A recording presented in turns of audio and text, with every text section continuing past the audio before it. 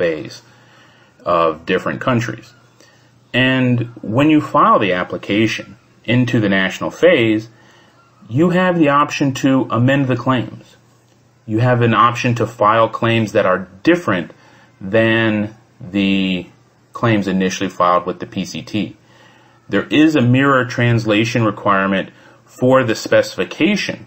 However, there is no mirror translation requirement for the claims that go from a PCT application into the national phase application. So one of the things that we typically recommend to our clients is to take advantage, so using the US as an example, is to take advantage of the laws of the local jurisdiction. So in the United States, we have the filing fee covers the ability to file 3 independent and 20 total claims. When we file 3 independent and 20 total claims, it gives the examiner more of an opportunity to find allowable subject matter. So one of the things that we recommend to our clients is, after the PCT application has been filed, after you receive the ISR, see what subject matter the international examiner thinks is allowable, and try to have some of the claims directed to the subject matter that the international examiner found to be allowable. If you disagree with the examiner, then that's fine. We can still file the broader claims. But typically, we want to try to have at least one claim that has a good chance to be allowed in the United States to try to move the case effectively forward. And using the ISR and the IPER in order to adjust the claims when you enter the United States, you can help to save a lot of fees, both attorney service fees because you have less responses, and also government fees. U.S. PTO fees can be very expensive if you're having to file things like requests for continued examination because there are many office actions. That can become very expensive very quickly. Going back to the bottom line, if there is no demand for examination, then there is the option for the applicant to provide some type of comments on the written opinion.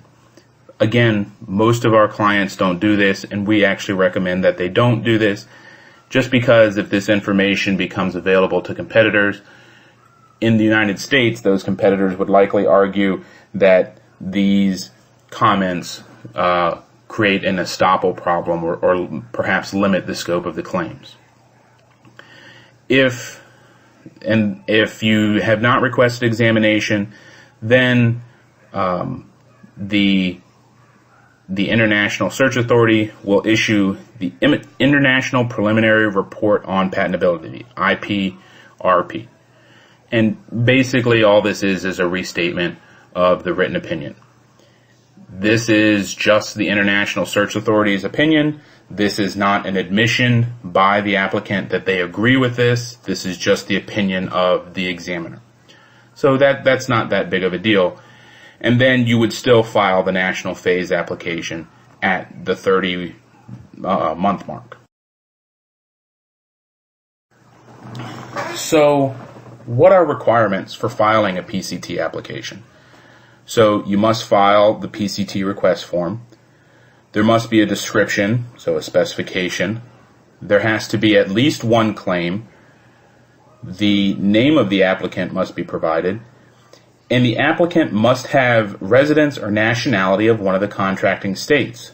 So if your company or your client is resident or has nationality in a non-contracting state, so for example, Taiwan is a non-contracting state. They are not a member of the PCT. The PCT can still be filed if at least one of the inventors or applicant has residency or nationality in a PCT member country. So if one of the inventors on the application is from mainland China, then you can still use the PCT route if you so choose. The filing fees must be submitted within 1 month of the PCT filing date. Currently, all states are automatically designated. there